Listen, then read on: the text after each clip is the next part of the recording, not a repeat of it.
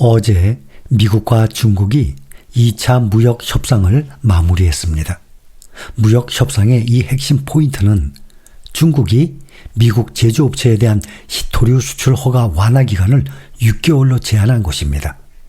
중국이 자동차 등의 제조업체에 대한 히토류 수출 허가에 6개월 제한을 둔 것은 무역 긴장이 나중에 다시 높아지게 되면 중국에 지렛대를 제공하게 되고 미국 산업에는 불확실성을 가중시키기 위한 전략으로 보입니다. 중국이 히토류 수출 규제를 완화하는 조건으로 미국은 중국에 대한 제트 엔진, 관련 부품 또 에탄 판매에 대한 제한을 완화할 예정입니다. 중국의 히토류 수출 허가에 제트 엔진과 부품 등의 수출 제한을 풀면서도 중국이 고급 칩과 AI, 인공지능 등의 전략적 분야에서 야망을 이루는 데 도움이 될 수 있는 미국 기술에 대해서 접근하는 것을 막기 위한 조치는 철회하지 않을 것으로 일단은 예상이 됩니다. 중국은 미국 자동차 제조업체와 제조업체에 대한 히토류 수출 허가에 6개월 제한 둔 것, 이것이 아주 중요합니다. 이것은 무역 긴장이 다시 고조될 경우 베이징에 지렛대를 제공하는 동시에 미국 산업에는 불확실성을 가중시키게 되기 때문입니다. 베이징이 히토류 원소 사용권을 일시적으로 회복하기로 한 합의는 런던에서 열린 집중적인 무역 협상에서 중요한 돌파구 중의 하나였는데 6개월이라는 제한 기간은 양측이 어떻게 긴장을 다시 고조시킬 수 있는 도구를 보유하고 있는지를 보여주게 된 것입니다.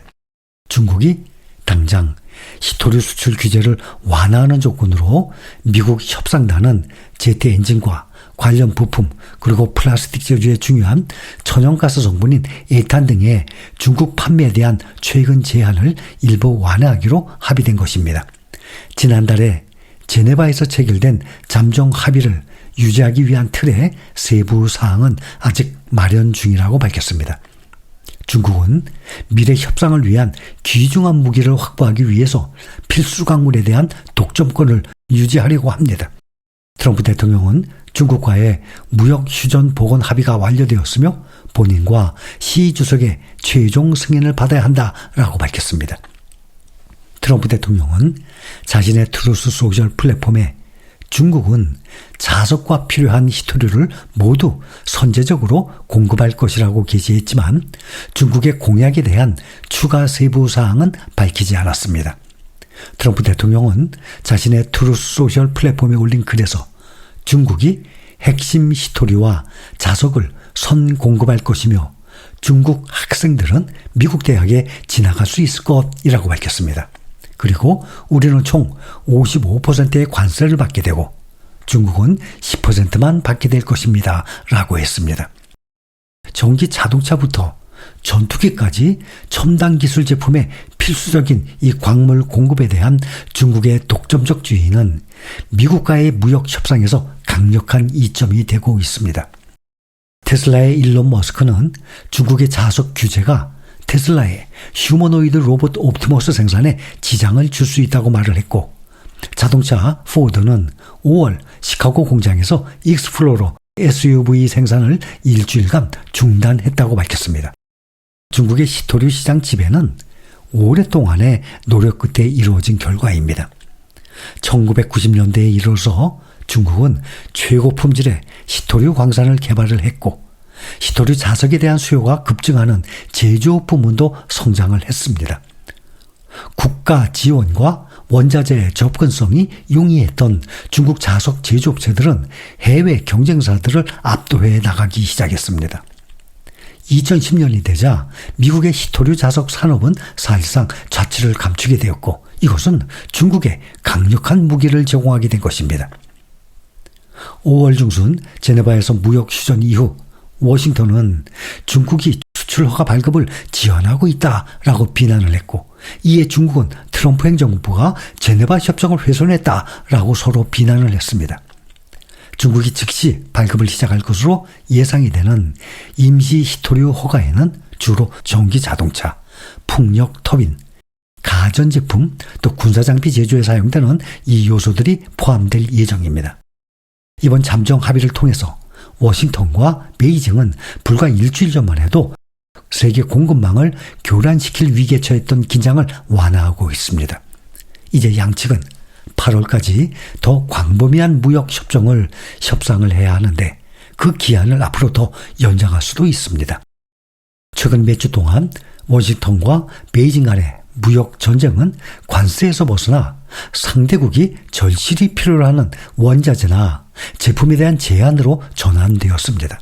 하지만 관세에 대한 대응 방안이 향후 협상에서 더 큰 역할을 할 것으로 예상이 됩니다. 현재 관세는 5월 중순 스위스에서 합의된 수준을 유지하고 있습니다.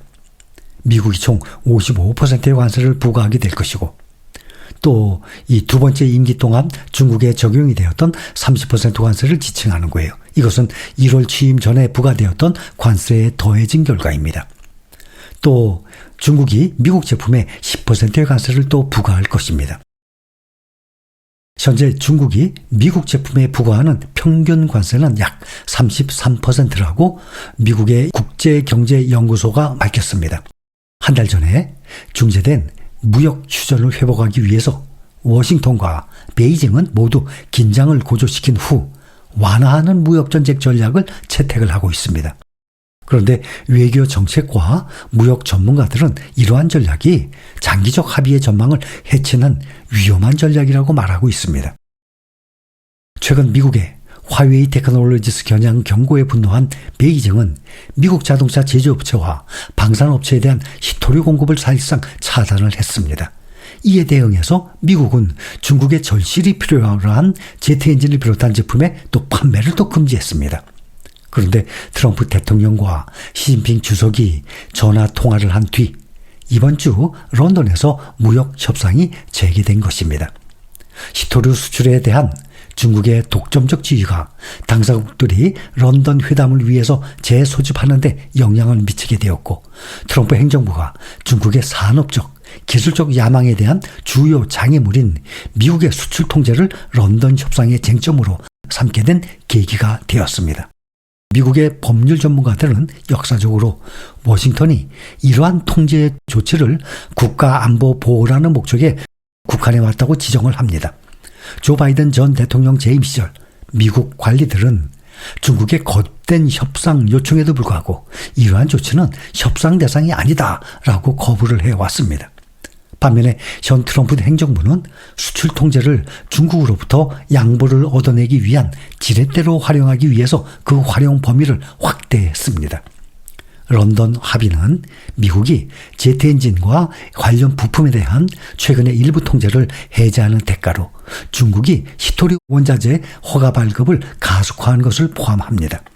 그러나 미국은 중국이 고급 칩과 인공지능 등의 전략적 분야에서 야망을 이루는 데 도움이 될 수 있는 중요한 미국 기술에 접근하는 것을 막기 위한 조치를 철회하지 않을 것이라고 합니다.